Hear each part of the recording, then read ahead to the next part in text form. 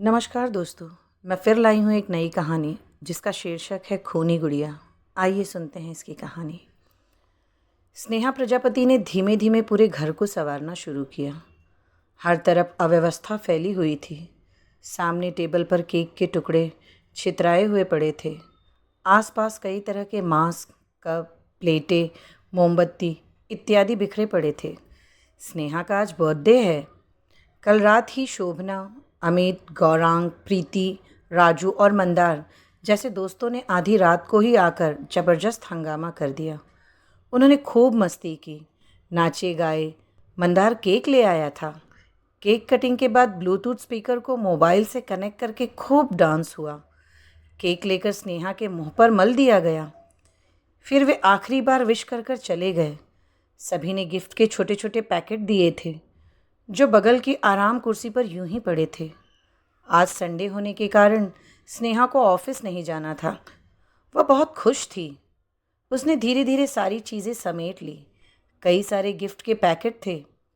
उसने उन सभी पैकेटों का पलंग पर ढेर लगा दिया और पालथी मारकर गद्दे पर बैठ गई और बारी बारी से पैकेट खोलना शुरू कर दिए। सबसे पहले उसने अपनी प्रिय सहेली प्रीति का पैकेट खोला। उसमें से एक छोटी सी चांदी की जंजीर निकली जिसमें खूबसूरत सा दिल के आकार का अमेरिकन डायमंड लगा हुआ पैंडल लगा था। प्रीति को वो बहुत पसंद आया। उसने चैन चूम ली। फिर मंदार का दिया हुआ बोन चाइना क्रॉकरी सेट, शोभना की दी जीन्स आदि देखते हुए उसे एक अजीब सा पैकेट मिला। यह पैकेट अनगढ़ आकार में था, मानो बिना बॉक्स की कोई चीज़ चमकीले रंग की पेपर में लपेट दी गई हो। उसे उलट पुलट पर कोई नाम नहीं मिला। स्नेहा असमंजस में पड़ गई। उसने उस पैकेट को खोल दिया। भीतर से एक चटक लाल रंग की बैटरी चालित रबर की गुड़िया निकल आई। वह जल्दी जल्दी आंखें झपक रही थी और उसके गले से अजीब सी घर घर की आवाज़ निकल रही थी। स्नेहा ने उसे उलट पलट कर देखा कि उसका स्विच बंद कर सके, पर यह देखकर वह आश्चर्य से भर गई कि उसमें कोई स्विच ही नहीं था। उसे उस गुड़िया की आवाज़ परेशान कर रही थी, तो उसने उसका बैटरी कवर खोल दिया। उसने सोचा कि इस बैटरी ही निकाल दूं, जिससे इसकी आवाज़ बंद हो जाए। लेकिन यह देखकर उसकी आंखें आश्चर्य से फट पड़ी कि उसमें बैटरी थी ही नहीं। आखिर ये गुड़िया चल कैसे रही है? स्नेहा सोच में पड़ गई। वह विज्ञान की स्नातक थी। बिना किसी ऊर्जा के स्रोत के कोई खिलौना नहीं चल सकता। यह बात वह जानती थी। वह उस गुड़िया को हाथ में लेकर ध्यान से उसका चेहरा देखने लगी। उसकी गोल गोल आंखें जल्दी जल्दी चालू बंद हो रही थी। स्नेहा को उस गुड़िया की ध्वनि काफ़ी परेशान कर रही थी, तो उसने उसे कमरे के कोने में ज़ोर से फेंक दिया।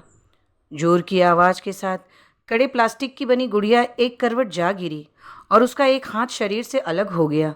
लेकिन उसकी आवाज़ बंद नहीं हुई, बल्कि और बढ़ गई। परेशान होकर स्नेहा ने जाकर उस गुड़िया को उठाया तो उसका चेहरा देखकर हैरान रह गई। उस चेहरे पर किसी सजीव इंसान की तरह पीड़ा के भाव थे और उसके टूटे हुए हाथ से रक्त चू रहा था। स्नेहा के हाथ पांव फूल गए। उसने घबराहट में गुड़िया खिड़की के बाहर उछाल दी। उसके देखते देखते वह प्लास्टिक की गुड़िया 4 मंजिलें नीचे जा गिरी और तुरंत बाद एक बड़ा ट्रक उस पर से गुजर गया। स्नेहा ने झांक कर देखा तो उस गुड़िया के अवशेष छिन्न भिन्न से नीचे छितराए हुए थे। उसने चैन की सांस ली और उसका टूटा हुआ हाथ भी उठाकर नीचे फेंक दिया। फिर स्नेहा ने मोबाइल से हर किसी को फ़ोन करके पूछा कि उसे गिफ्ट में गुड़िया किसी ने दी थी, पर किसी ने हामी नहीं भरी। स्नेहा हैरान होते हुए अपने बेड पर गई और थोड़ी देर में ही नींद के आगोश में समा गई। आधी रात को किर्र किर्र की आवाज़ से नेहा की नींद उड़ गई। उसने कुछ देर अनसुना करने की कोशिश की, लेकिन जब आवाज़ बढ़ती गई और बर्दाश्त से बाहर हो गई तो उसकी गहरी नींद टूट गई। और जब उसे वस्तुस्थिति का आभास हुआ तो उसकी आंखें आतंक से फट पड़ी। वह शैतानी गुड़िया उसके बिस्तर में पड़ी किर्र किर्र कर रही थी, जिसका क्रियाक्रम कल ही ट्रक द्वारा किया जा चुका था। स्नेहा के हाथ पांव फूल गए। उसका हृदय धड़ धड़ करता हुआ उसकी पसलियों में बजने लगा। आखिर ये गुड़िया आई कहाँ से? वह पसीने से भीग गई। कल ही हर किसी ने साफ साफ कह दिया उसे किसी ने यह गुड़िया नहीं दी है। कल उसकी आंखों के सामने एक ट्रक ने इस गुड़िया की चिंदी चिंदी कर दी थी। स्नेहा को एक हॉरर फिल्म की याद आई जिसमें एक गुड़िया पर शैतानी ताकत का साया था और वह लोगों का कत्ल कर देती थी। स्नेहा बुरी तरह घबरा गई। उसने गुड़िया को झटक कर फेंकना चाहा, लेकिन वह शैतानी गुड़िया उसके मुंह के सामने हवा में आकर स्थित हो गई और भयानक आवाज़ में हंसने लगी। स्नेहा की घिघी बंध गई। उसके मुंह से अजीब सी घरघराहट निकलने लगी और वह बेहोश हो गई। जब उसे होश आया तब सूरज की किरणें बेडरूम की खिड़की से आकर उसे सहला रही थी। कल उसका जन्मदिन था। आज सोमवार को ऑफिस जाना पड़ेगा। अचानक स्नेहा को कल रात का देखा हुआ भयानक सपना याद आया जिसमें एक गुड़िया शैतानी हरकत कर रही थी। उसकी पीठ पर भय की एक सिरहन दौड़ गई। उसे वह सपना ऐसा लग रहा था मानो सब सच में घटित हुआ हो। वह एक पढ़ी लिखी आत्मनिर्भर लड़की थी। उसका परिवार गाजियाबाद में रहता था। वह अकेली मुंबई शहर में नौकरी करती और किराए के अपार्टमेंट में रहती थी। वह अपने दिमागी खलल पर मुस्कुरा पड़ी। उसे अब ऑफिस की तैयारी करनी थी। उसने अपना पलंग व्यवस्थित किया। अपने मित्रों द्वारा दिए गए सारे तोहफे सामने डाइनिंग टेबल पर पड़े हुए थे, लेकिन यह देखकर उसके माथे पर बल पड़ गए कि वह रंगीन चमकीला पेपर डाइनिंग टेबल के पैरों के पास पड़ा हुआ था जिसमें कल लिपटी हुई गुड़िया मिली थी। मतलब गुड़िया झूठी नहीं थी। उसने कोई सपना नहीं देखा था।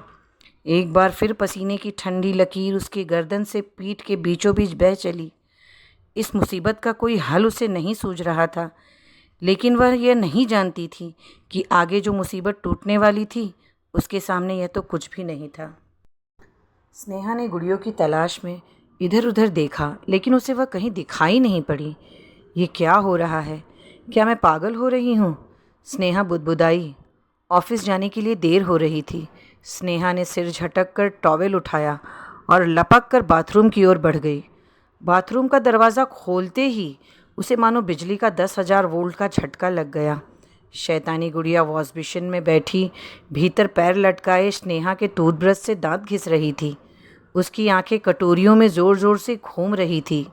स्नेहा को देखते ही उसने एक भयानक हट्ठास किया कि फिर चिचियाई सी आवाज़ में बोली, आओ आओ, ब्रश करोगी? स्नेहा घबराकर वहाँ से भाग निकली। यह गुड़िया जरूर प्रेत बाधित है। स्नेहा का गला सूख गया। वह ज़ोर ज़ोर से हाँफती हुई फ्रिज के पास पहुँची और एक पानी की बोतल के लिए फ्रिज खोला तो भीतर पड़ी दूध की प्लास्टिक की थैली पर उसकी नज़र पड़ी। यह थैली यहाँ कैसे आ गई? दूध वाला रोज़ दरवाजे के बाहर एक डोलची में दूध की थैली रख जाता था जो स्नेहा बाद में उठा लेती, लेकिन आज तो अभी उसने दरवाज़ा खोला ही नहीं था, तो यह थैली फ्रिज में कैसे आ गई? एक आहट पर उसने बाएं देखा तो गुड़िया अपनी गोल गोल आंखें मटकाती खड़ी थी। मैंने बाहर से दूध लाकर फ्रिज में रख दिया। दूध वाला अभी भी बाहर खड़ा है, बोलकर गुड़िया ज़ोर ज़ोर से हंस पड़ी। स्नेहा की समझ में नहीं आया कि शैतानी गुड़िया क्या कर रही है। उसने दौड़कर दरवाज़ा खोला तो ऐसा लगा मानो भूचाल आ गया हो। उसके पाँव के नीचे की ज़मीन कांपनी सी लग गई। मेन दरवाजे के आगे एक सेफ्टी डोर लगा हुआ था जिसमें लोहे की ग्रिल लगी थी। उस ग्रिल को एक हाथ से पकड़े दूध वाला रमेश यादव टिका हुआ बैठा था। उसके सीने पर ठीक दिल पर एक लंबे फल का चाकू मूठ तक घुसा हुआ था जिसमें से रक्त की एक एक धार अभी भी धीमे धीमे बह रही थी। स्नेहा ने बिजली की तेज़ी से उस चाकू को पहचान लिया, क्योंकि अभी एक हफ्ते पहले ही वह बड़े शौक से यह कोरिया का बना चाकू मॉल से खरीद कर लाई थी। रमेश की आंखें बंद थी। शायद वह मर चुका था। स्नेहा के मुंह से भयानक चीख निकली। उसके घुटने मुड़ने लगे, मानो उन्होंने शरीर का वज़न उठाने से इनकार कर दिया हो। वह अचेत होकर गिर पड़ी। उसकी चेतना लुप्त होने से पहले उसे इतना आभास जरूर हुआ कि अगल बगल के फ्लैट के दरवाजे खुलने लगे हैं। जब स्नेहा को होश आया तो उसने देखा कि वह अपने पलंग पर पड़ी हुई है। बगल वाली शर्मा आंटी उसके सिरहाने बैठी हुई थी। शर्मा आंटी से स्नेहा खूब घुली मिली थी। वे इस महानगर में उसकी लोकल गार्जियन जैसी थी। वे विधवा थी और अकेली रहती थी। शर्मा आंटी बोली, क्या हुआ स्नेहा, तुम चीख मारकर बेहोश क्यों हो गई थी? स्नेहा हिचकियाँ लेने लगी। कुछ देर बाद शांत होकर बोली, वो रमेश रमेश वो मर गया क्या? कौन रमेश बेटी? शर्मा आंटी का असमंजसपूर्ण स्वर उभरा। उसके माथे पर चिंता की लकीरें उठ आई थी। अपना दूध वाला रमेश यादव आंटी, स्नेहा बोली। मैंने दरवाज़ा खोला तो वह यहाँ गिरा पड़ा था और उसकी छाती में चाकू घुसा था आंटी, और वह फिर रोने लगी। तुमने ज़रूर कोई सपना देखा होगा बेटी, शर्मा आंटी उसका सिर सहलाते हुए बोली। जब तुम्हारी चीख सुनकर मैंने दरवाज़ा खोला तब तो यहाँ तुम्हारे सिवा और कोई नहीं था। सेफ्टी डोर की ग्रिल के पीछे तुम बेहोश दिखाई पड़ी तो मैंने जल्दी से तुम्हारे घर की स्पेयर चाबी से दरवाज़ा खोला और अगल बगल के लोगों की सहायता से तुम्हें पलंग पर ले आई। स्नेहा ने सावधानी बरतते हुए अपने घर की एक चाबी शर्मा आंटी को दे रखी थी। वह आज काम आई, लेकिन ऐसा कैसे हो सकता था कि और किसी को रमेश की लाश दिखी ही नहीं? उसने तो साफ साफ उसे गिरे हुए देखा था। क्या वह उसके मन का वहम था या भय थी? शैतानी गुड़िया की कारस्तानी थी। हे भगवान, अब मैं क्या करूं? यह किस झंझट में पड़ गई? सामने खिड़की की चौखट पर शैतानी गुड़िया बैठी थी। इस समय वह एक आम गुड़िया की तरह निर्दोष लग रही थी। उसे देखते ही स्नेहा को अपार क्रोध आ गया। वह शर्मा आंटी से बोली, आंटी, यह सब उस गुड़िया की कारस्तानी है। उसी ने कल से मेरा जीना दुभर कर रखा है। आप प्लीज़ उसे यहाँ से ले जाइए और कहीं दूर फेंक दीजिए, प्लीज़। शर्मा आंटी उसका मुंह देखने लगी। शायद उसके दिमाग पर किसी चीज़ का आघात पहुंचा है, जिसके कारण ये अनाप शनाप बोल रही है, वे सोचने लगी। आंटी, मैं सच बोल रही हूँ, इतना कहकर स्नेहा फूट फूट कर रो पड़ी। आंटी उसका सिर सहलाने लगी। स्नेहा के अनुरोध पर शर्मा आंटी गुड़िया को ले गई। अब स्नेहा का ऑफिस जाना कैंसिल हो गया था, क्योंकि काफ़ी देर हो चुकी थी। उसने फ़ोन करके तबीयत खराब होने की बात बता दी और पलंग पर पड़े पड़े कल से हो रही अजीब घटनाओं के बारे में सोचने लगी। आखिर रमेश की लाश गायब कहाँ हो गई? उसने साफ साफ रमेश की लाश देखी थी। स्नेहा ने अपना मोबाइल उठाकर रमेश का नंबर डायल किया और तब वह हैरान में रह गई जब सामने से रमेश की आवाज़ आई, बोलिए मेम साहब। कभी कभी दूध की ज़रूरत न होने पर या अतिरिक्त दूध के लिए स्नेहा रमेश को फ़ोन करती थी। तुम आज सुबह कितने बजे आए थे? उसने पूछा। रोज़ के ही टाइम पर आया था मेम साहब, रमेश बोला। क्या बात है, तुम्हें कोई मिला था क्या मेरे घर के सामने? स्नेहा रुक रुक कर सोचती हुई बोली। उसकी समझ में नहीं आ रहा था कि वह रमेश से क्या कहे। नहीं मेम साहब, रमेश बोला। मैं तो डोलची में दूध की थैली डालकर चला गया था, मुझे कोई नहीं मिला। सारे फ्लैटों के दरवाजे बंद थे। ओके ठीक है, कहकर स्नेहा ने फ़ोन रख दिया। फिर वह उठकर बाहर निकल आई और ध्यान से अपने दरवाजे के बाहर निरीक्षण करने लगी। वहाँ उसे खून खराबे के कोई निशान नहीं मिले।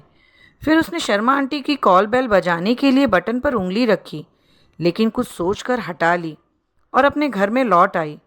एक कुर्सी पर बैठकर स्नेहा ने अपने दोस्त राजू को फ़ोन लगाया। बाकी सभी मित्र जॉब करते थे, लेकिन राजू फ़िलहाल बेरोज़गार था। राजू एमबीए करके एक नए स्टार्टअप में साल भर काम कर चुका था, लेकिन वहाँ कोई ग्रोथ ना देखकर उसने रिज़ाइन कर दिया था और अब किसी बेहतर जॉब की तलाश में था। हाय स्नेहा, कैसी हो बर्थडे गर्ल? उसने पूछा। यार बहुत बड़ी प्रॉब्लम हो गई है, स्नेहा बोली। मैं बहुत बीमार हूँ, क्या तुम प्लीज़ मेरे यहाँ आ सकते हो? अभी आया, कहकर राजू ने फ़ोन काट दिया और 15 मिनटों में वह स्नेहा के घर पर हाजिर था। स्नेहा उसे देखते ही उसे लिपट कर सिसकियाँ लेने लगी। राजू उसका सिर सहलाता रहा।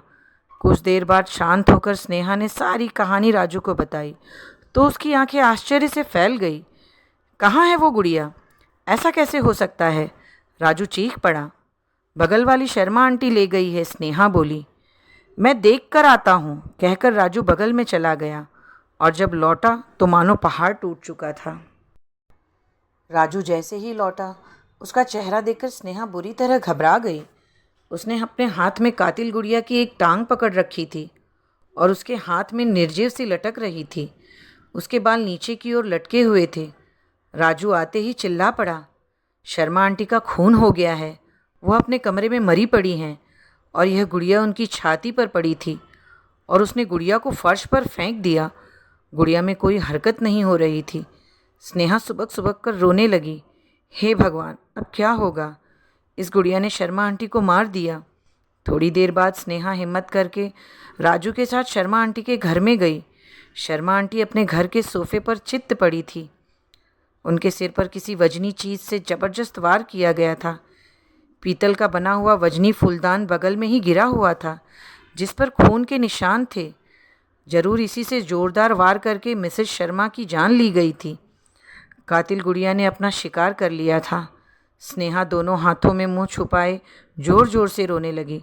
राजू खुद बुरी तरह घबराया हुआ था, पर वह स्नेहा को सांत्वना देने की कोशिश करने लगा।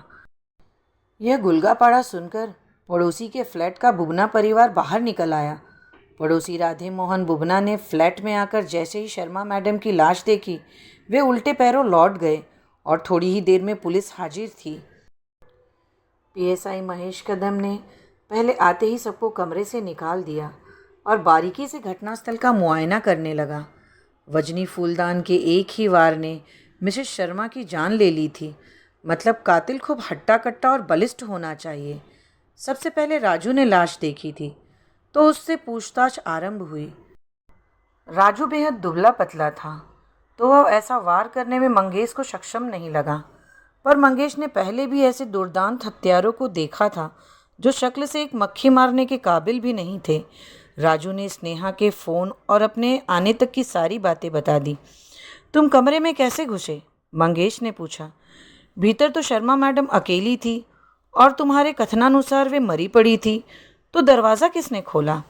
सर, मैंने जब बेल बजाई तो दरवाज़ा नहीं खुला। तब मैंने यूं ही दरवाज़ा ठेला तो यह भीतर की ओर खुल गया। शायद यह खुला हुआ ही था, राजू बोला।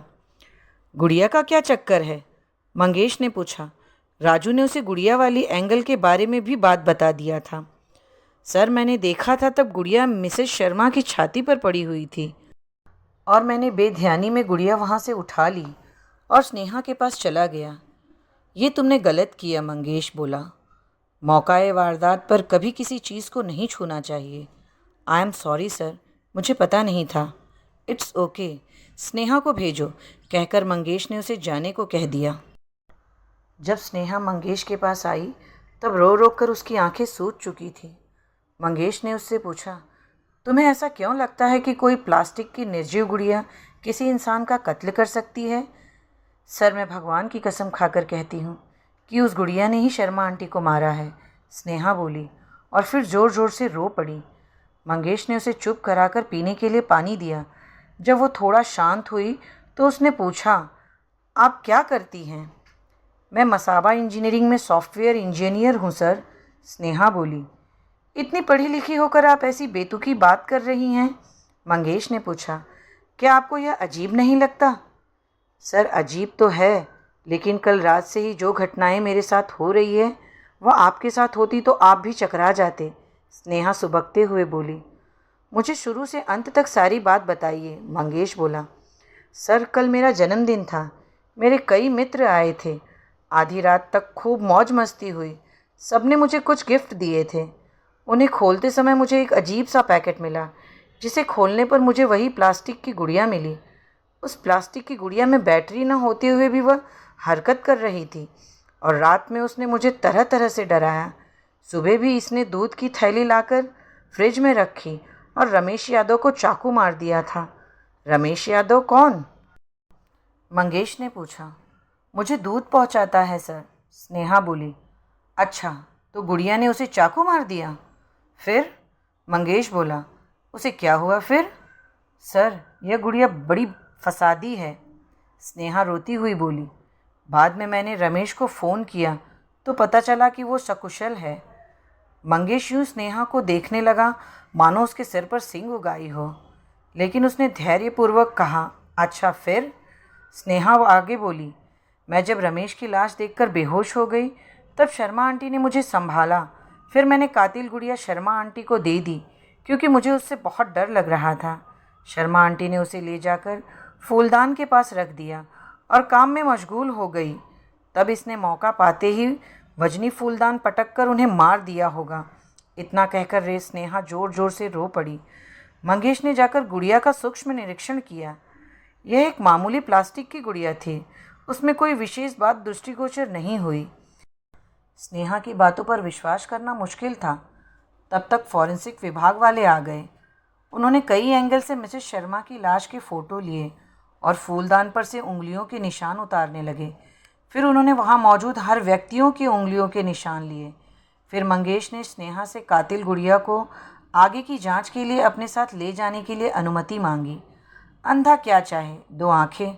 स्नेहा खुद उससे छुटकारा चाहती थी। उसने सहर्ष हामी भर दी। मंगेश ने उन सभी की अपने मोबाइल में तस्वीरें ली और सभी को जांच खत्म होने तक उपलब्ध रहने को कहा और गुड़िया हाथ में लटका कर विदा हो गया। स्नेहा ने देखा कि गुड़िया जाते समय बड़ी अजीब मुद्रा में आंखें नचा रही थी और उसने मुस्कुराकर स्नेहा को आंख मार दी। स्नेहा के मुंह से सिसकियां निकल पड़ी, लेकिन जब तक वह मंगेश को सावधान करती वह जा चुका था। अगले दिन वह गुड़िया हाथों में लिए मंगेश पास के खिलौने बाजार में भटक रहा था।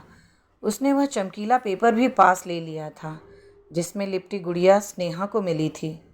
अनेक दुकानों पर जाकर उसने अपना परिचय देकर वह गुड़िया दिखाई और उनके पास उपलब्ध पैकिंग पेपर देखने की मांग की। एक दुकान पर मंगेश को हूबहू वैसा ही पैकिंग पेपर मिल गया जिसमें लिपटी गुड़िया स्नेहा को मिली थी। मंगेश ने दुकान के मालिक से कहा, क्या आप बता सकते हैं कि यह गुड़िया आपके यहाँ की है या नहीं? दुकानदार ने कुछ देर तक वह गुड़िया हाथ में लेकर निरीक्षण किया और बोला, यह मेरी दुकान की ही गुड़िया है। यह चाइना मेड गुड़िया 4 दिन पहले ही आई है और यह पीस मैंने खुद बेचा था। मंगेश ने चैन की सांस ली और बोला, क्या आप बता सकते हैं कि यह गुड़िया आपने किसे बेची थी? सॉरी साहब, वह बोला, दिन में अनेक ग्राहक आते हैं, मैं इतना याद नहीं रख सकता। यह बेहद कॉमन आइटम है, दिन में कई सारी बिकती हैं। मंगेश ने उसे मोबाइल में खिंची स्नेहा, राजू और दूसरे लोगों की तस्वीरें दिखाई, पर वह नहीं पहचान सका। तुम यह तो पक्का बोल सकते हो ना कि यह 4 दिनों के भीतर ही बिकी है? हाँ साहब, 4 दिन पहले यह माल बाजार में था ही नहीं। मंगेश ने सहमति में सिर हिलाया और कुछ सोचने लगा। इतने में उसने देखा कि उस दुकान के सामने एक बैंक था जिसके सामने सीसीटीवी कैमरा लगा हुआ था। मंगेश वहां जा पहुंचा और पिछले 4 दिनों की फुटेज खंगालने लगा। 2 घंटे बाद जब वह वहां से निकला तो उसके माथे पर बल पड़े हुए थे और वह गहन सोच में डूबा हुआ था। गुड़िया भी मंगेश के हाथ में ही थी। मंगेश ने सोचपूर्ण मुद्रा में अपनी जीप की ओर कदम बढ़ाया और उसने ध्यान ही नहीं दिया कि एक ट्रक दंदनाता हुआ उसकी ओर बढ़ चला आ रहा है। जब तक उसका ध्यान इस बात की ओर जाता तब तक काफ़ी देर हो चुकी थी। ट्रक ड्राइवर बड़ी ज़ोर से चिल्लाया और स्टीयरिंग मोड़ने के साथ साथ ब्रेक पर लगभग खड़ा ही हो गया। वजनी ट्रक इमरजेंसी ब्रेक लगने की वजह से दूर तक घसीटता हुआ मंगेश तक पहुंचा और उसे ज़ोरदार धक्का दे बैठा। मंगेश त्योराकर गिरा और उसकी चेतना लुप्त हो गई। उसकी वर्दी खून से तरबतर होने लगी और उस खून में शैतानी गुड़िया आधी डूब गई। बड़ा ही भयानक दृश्य था। लोगों की भारी भीड़ घटनास्थल पर लग गई। चीख पुकार का बाजार गर्म था। मंगेश के अगले 8 दिन पुलिस अस्पताल में गुजरे। उसके हाथ में फ्रैक्चर हो गया था। कमर में भी काफ़ी चोटें आई थी। उसे लगने लगा कि कहीं अभिशप्त गुड़िया के कारण ही तो उस पर मुसीबत नहीं आई। अस्पताल का ऑर्थोपेडिक सर्जन गणेश नाइक मंगेश का दोस्त था। उसे मंगेश ने अपनी समस्या बताई। उसी शाम गणेश मंगेश को साथ लेकर विख्यात मनोचिकित्सक अहमद लाकड़ावाला के पास गया। डॉक्टर अहमद लाकड़ावाला लगभग 70 साल के बुजुर्ग थे और चिकित्सा की दुनिया में बहुत मकबूल थे। डॉक्टर अहमद ने मंगेश की पूरी समस्या सुनी और बोले, मेडिकल साइंस की दुनिया में इस मेंटल डिसऑर्डर को सिजोफ्रेनिया कहा जाता है।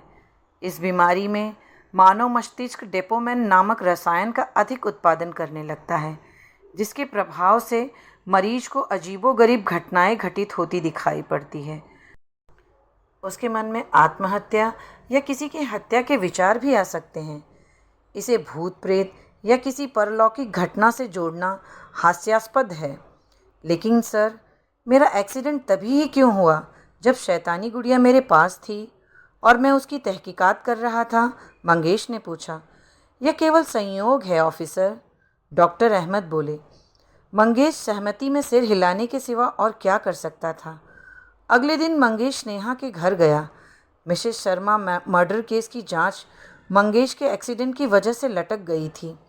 मंगेश को देखते ही स्नेहा के चेहरे पर एक बार फिर भय उतर आया। उसे 8 दिन पहले की घटनाएं याद आने लगी। फिर भी उसने किसी तरह खुद पर काबू पाया और मंगेश के सवालों के जवाब देने लगी। थोड़ी देर बाद स्नेहा ने मंगेश से चाय के लिए पूछा और उसके हामी भरने पर किचन में जाकर चाय बनाने लगी। इतनी देर में मंगेश ने शैतान गुड़िया जेब से निकालकर सोफे पर बैठा दी और प्रतीक्षा करने लगा। थोड़ी देर में हाथों में चाय की ट्रे लिए स्नेहा ने किचन से बाहर कदम रखा और गुड़िया पर नज़र पड़ते ही मानो फ्रीज हो गई। गुड़िया तेजी से आंखें नचा रही थी और उसके मुंह से भयानक आवाज़ निकल रही थी। स्नेहा का चेहरा विकृत होने लगा। उसके हाथ से चाय की ट्रे छूट गई और चाय के कप गिरकर फूट गए। स्नेहा ने विक्षित अवस्था में बगल में पड़ा सफाई करने वाला वैक्यूम क्लीनर उठा लिया और गुड़िया की ओर दौड़ी। मंगेश गुड़िया की बगल में बैठा ध्यान से स्नेहा को देख रहा था। स्नेहा ने पास आकर पूरी ताकत से वैक्यूम क्लीनर मंगेश के सिर पर दे मारा, लेकिन वह पूरी तरह सावधान था। उसने झुककर खुद को बचा लिया और अपने सलामत हाथ का जोरदार घुसा स्नेहा की कनपट्टी पर जड़ दिया। स्नेहा की आंखें उलट गई। वह बेहोश होकर गिर पड़ी। अचानक दरवाज़ा खुला और राजू ने भीतर कदम रखा। भीतर के हालात देखकर उसे भारी धक्का लगा। वह मंगेश पर टूट पड़ा, लेकिन वह दुबला पतला नौजवान था और मंगेश पुलिस विभाग का बॉक्सर भी था। उसने 2 मिनट में ही राजू को काबू में कर लिया। राजू हाँफता हुआ ज़मीन पर पड़ा था। तब मंगेश बोला, गलतफहमी मत पालो राजू, स्नेहा ही मिसेस शर्मा की कातिल है और मैं पुलिस बल बुलाने जा रहा हूँ। तब तक शांत रहो, फिर सारी स्थिति साफ हो जाएगी। राजू ने सहमति में सर हिला दिया और मंगेश फ़ोन पर व्यस्त हो गया। पुलिस के और अधिकारियों के आने तक स्नेहा होश में आ चुकी थी। उसने बताया कि सोफे पर बैठी गुड़िया स्नेहा को देखते ही आंखें मटकाने लगी थी और उसने वजनी वैक्यूम क्लीनर उठाकर मंगेश को मारने की कोशिश की थी। फिर क्या हुआ उसे याद नहीं। मंगेश ने कहा कि गुड़िया ने नहीं, बल्कि खुद स्नेहा ने उसे मारने की कोशिश की थी, तो स्नेहा इनकार करती हुई फूट फूट कर रो पड़ी। बाद में स्नेहा को गिरफ्तार करके पुलिस अस्पताल भेज दिया गया, जहां डॉक्टर अहमद ने जांच करके बताया कि स्नेहा भयानक मेंटल डिसऑर्डर की शिकार थी। बाद में राजू, मंदार, प्रीति और स्नेहा के अन्य दोस्तों के सामने मंगेश ने सभी राज खोले। सुनो, वह बोला, स्नेहा सिजोफ्रेनिया की मरीज़ है, जिसका किसी को पता नहीं था। बर्थडे के दिन जब तुम लोग चले गए तब उस पर भयानक दौरा पड़ा और उसे गुड़िया की शैतानी हरकतें दिखाई पड़ने लगी, जो कि हकीकत में नहीं हो रही थी और सब कुछ केवल उसके दिमाग की ही उपज थी। रमेश यादव के खून की घटना भी कपोल कल्पित थी। स्नेहा ने दूध की थैली लाकर खुद फ्रिज में रखी और भूल गई। लेकिन सर, प्रीति बोली, वह शैतानी गुड़िया आखिर आई कहाँ से? हम में से तो किसी ने नहीं दी थी। वह गुड़िया खुद स्नेहा ने खरीदी थी प्रीति। मंगेश ने राज खोला तो सभी चकरा गए। दरअसल वह कई दिनों से सिजोफ्रेनिया के थोड़े असर में थी। उसने खुद जाकर एक दिन पहले वह गुड़िया खरीदी और खुद को गिफ्ट कर दी थी। बाद में भूल गई। मैंने खुद बैंक के सीसीटीवी में स्नेहा को दुकान से गुड़िया का पैकेट लेकर निकलते देखा था। ओह, सभी के मुंह से निकला। लेकिन आपको शक कैसे हुआ? जब स्नेहा ने रमेश यादव के कत्ल की बात बताई और रमेश सकुशल निकला, तब मुझे शक हुआ कि कुछ तो गड़बड़ है। बाद में स्नेहा ने कहा कि शर्मा आंटी गुड़िया ले गई और उन्होंने उसे फूलदान के पास रख दिया। तब मेरा शक पक्का हो गया, क्योंकि अगर गुड़िया ले जाने के बाद स्नेहा मिसेस शर्मा के घर नहीं गई होती तो उसे यह बात कैसे पता चलती कि मिसेस शर्मा ने गुड़िया ले जाकर कहाँ रखी थी। प्रीति, मंदार आदि प्रशंसात्मक ढंग से मंगेश को देखने लगे। फिर उन्होंने पूछा।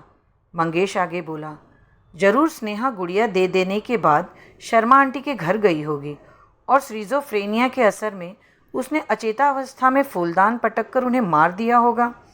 हाँ, राजू बोला, स्नेहा ने बताया था कि गुड़िया दे देने के बाद वह मिसेस शर्मा के दरवाजे पर गई थी, लेकिन उसने कॉल बेल पर उंगली रखने के बाद फिर हटा ली थी और लौट आई थी। दरअसल वह लौटी नहीं होगी, आगे वह अचेतावस्था में भीतर जाकर कत्ल करके लौटी होगी। पर उसे ये याद नहीं रहा होगा। मंगेश बोला, आगे सभी चीज़ों के फॉरेंसिक सबूत मिल जाएंगे। सभी सहमति में सिर हिलाने लगे। लेकिन सर, आपका उस गुड़िया के कारण एक्सीडेंट हो गया, उसका क्या? राजू बोला, यही अंधविश्वास तो मुसीबत की जड़ है राजू। संयोग से मेरा एक्सीडेंट हो गया तो मेरे मन में भी यही दुश्चिंता उठने लगी। लेकिन जब मैं डॉक्टर अहमद से मिला तब मेरे सभी संशय दूर हो गए। आज यहाँ आकर क्या हुआ सर? मंदार बोला। मेरे आने पर स्नेहा की मुखाकृति बदलने लगी तो मैं समझ गया कि यह दौरे के असर में है। फिर जब वह चाय बनाने गई तो मैंने गुड़िया निकालकर सोफे पर रख दी।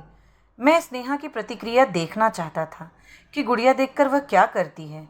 और सच में गुड़िया देखते ही उस पर दौरा पड़ गया और वह वैक्यूम क्लीनर निकालकर मुझ पर टूट पड़ी। तब मैंने उसे बेहोश कर दिया। लेकिन तभी राजू ने आकर सब दृश्य देखा और गलतफहमी का शिकार होकर मुझसे जूझ पड़ा। I am sorry sir, Raju शर्माता हुआ बोला। It's okay Raju. मंगेश उसके कंधे पर हाथ रख कर बोला, तुम्हारी जगह कोई भी होता तो वही करता। Don't worry. अब स्नेहा का क्या होगा सर? राजू ने पूछा। उससे अनजाने में और बीमारी की हालत में अपराध हो गया है। यह उसने जानबूझकर नहीं किया है। फिर भी देखते हैं, मंगेश बोला। फिलहाल तो उसका इलाज चलेगा, बाद में कोर्ट जैसा कहे। बाद में स्नेहा इलाज से पूरी तरह ठीक हो गई और कोर्ट ने मामले को समझते हुए उसे बरी कर दिया। लेकिन निर्दोष मिसेस शर्मा की मौत का दुख आजीवन ने स्नेहा के मन में बना रह गया। यहीं इस कहानी का अंत होता है। मैं फिर मिलूंगी एक नई कहानी के साथ। तब तक के लिए नमस्कार दोस्तों।